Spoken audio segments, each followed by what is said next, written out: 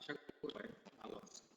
আজকে আমরা জানবো কি জন্য ব্যবহার করব এবং র্যাঙ্ক ট্যাগ ভিডিও এসইও করার সময় কি জন্য কাজে লাগে এবং কেমন, এবং এর আসল রহস্যটা কি, কেন আমাদের র্যাঙ্ক ট্যাগ দেওয়া লাগে, না দিয়ে আমাদের ভিডিও এসইও স্কোর বাড়ে না, অনেক প্রবলেম।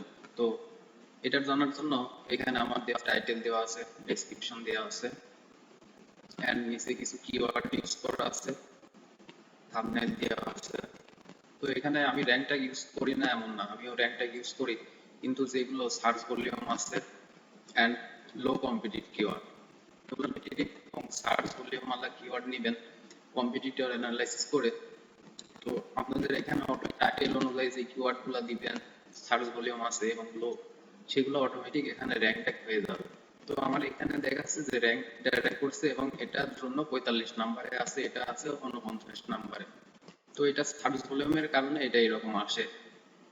এন্ড র্যাঙ্ক ট্যাগ দিলেই যে আমার এসইও স্কোর বাড়বে এটাই আমরা জানি, কিন্তু র্যাঙ্ক ট্যাগের কোনো আমাদের এক্সট্রা কোনো কিন্তু আমাদের এসইও স্কোরটাই বাড়ায়।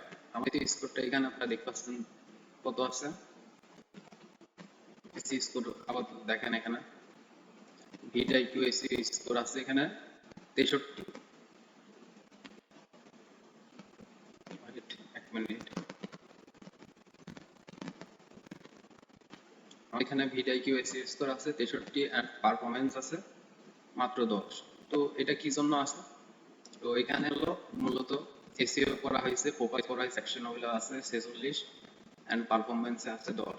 আসলে আমাদের এই পারফরম্যান্সে কোনো হাত নাই, এই পারফরম্যান্সে কোনো আমাদের হাত নাই।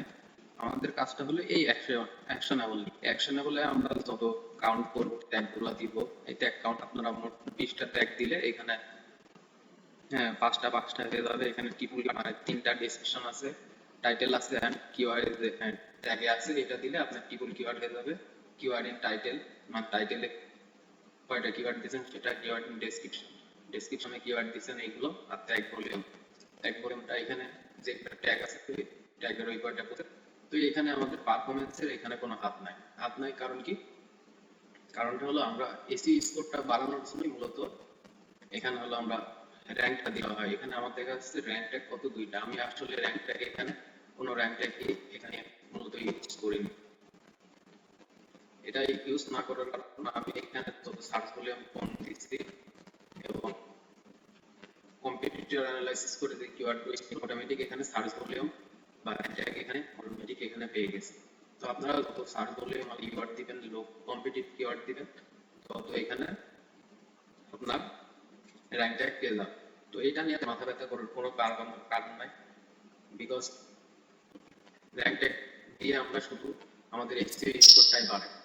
তো আমি আপনাদের দেখানোর একটা এক্সাম্পল দেখাচ্ছি, দেখেন আপনারা কিভাবে আমার এসইও স্কোরটা বাড়ে। এখন তো আমার এসইও স্কোর আছে মাত্র 56। তো আমি এখানে একটা ইউনিক নাম দিয়ে দিচ্ছি বা আমার চ্যানেলের নাম, দেখেন এখানে এটা, দেখেন একটা র্যাঙ্ক ট্যাগ চলে আসলো। এখানে দেখেন আরেকটা দিচ্ছি,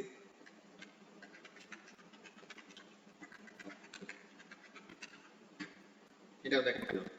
তো এখানে হলো এটার কারণটা হলো এটার কারণে এটা দিয়ে কেউ যদি সার্চ দেয় তাহলে আমার ভিডিওটা 1 নম্বরে চলে আসবে। হ্যাঁ, আমার ভিডিওটা 1 নম্বরে এটাতে সার্চ দিলে আসবে, কিন্তু আপনি কিভাবে চিন্তা করেন, তো কিভাবে চিন্তা করতে বলতে আপনার ভিডিওটা ধরেন হাউ টু কুক বিরিয়ানি, তো আপনি যখন কোনো কন্টেন্টটা যদি বিরিয়ানি নিয়ে হয়, আপনি যদি সেখানে ট্যাগে যদি আপনি যদি এখানে free time free launcher use করেন, তাহলে কি আপনার কোনো এক্সট্রা কোনো বেনিফিট আসবে?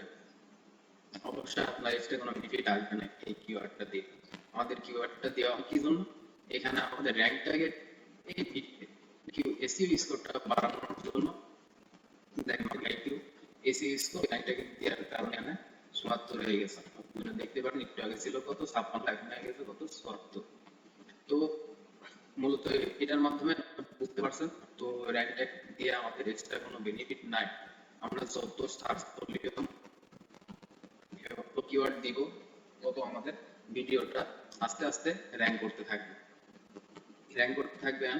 আমরা সেখান থেকে দেখতে পারবো যে এখানে আস্তে আস্তে পারফরমেন্সের এখানে যে ভিডিওগুলো র্যাঙ্ক করবে এই কিওয়ার্ড, তখন আমরা এখানে দেখতে পারবো যে এখানে র্যাঙ্ক ট্যাগ কাউন্ট হয়েছে, এই কয়টা র্যাঙ্ক ট্যাগ আছে, এই কয়টা rank tag high volume tag আছে।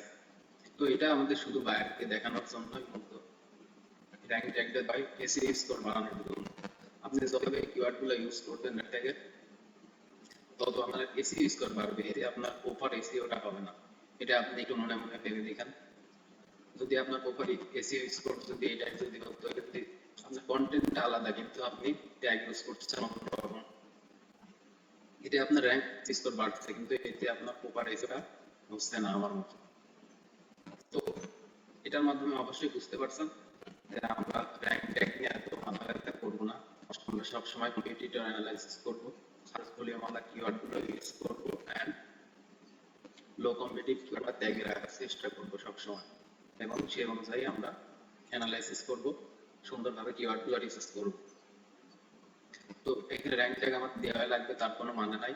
র্যাঙ্ক ট্যাগ যখন ওই কিওয়ার্ডগুলো এখানে দিয়ে দেবো, অটোমেটিক্যালি আমাদের এখানে র্যাঙ্ক যখন ভিডিও পাবলিশ করব তখন অটোমেটিক আমাদের র্যাঙ্ক হয়ে যাবে।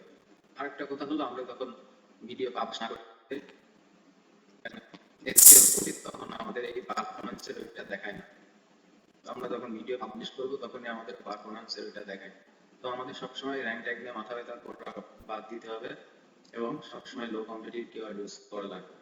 তো আশা করি আপনারা আজকের এই ভিডিওর পর থেকে র্যাঙ্ক ট্যাগ সম্পর্কে আপনারা বুঝতে পারছেন আসলে র্যাঙ্ক ট্যাগটা কি। ক্লায়েন্টের মন খুশি রাখার জন্য র্যাঙ্ক ট্যাগগুলো ইউজ করা হয়।